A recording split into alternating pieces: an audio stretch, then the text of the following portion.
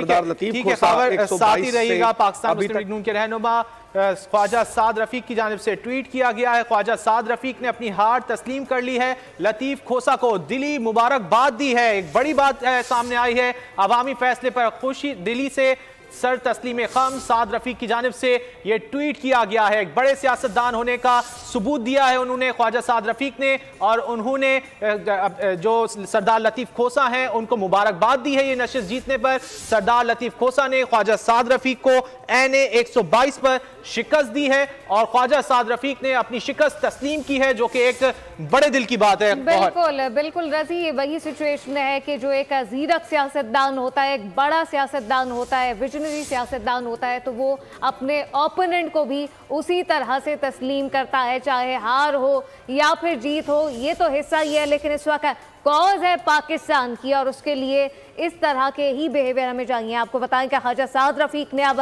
हार तस्लीम कर ली है। साद रफीक की लतीफ खोसा को दिली मुबारकबाद, अवामी फैसले पर खुश दिली से सर तस्लीम खम किया। साद रफीक का ये अहम ट्वीट सामने आया है। खावर अब्बास हमारे साथ मौजूद है। खावर, ये कितनी एक अच्छी एक सिचुएशन हमने देखी कि ख्वाजा साद रफीक ने हार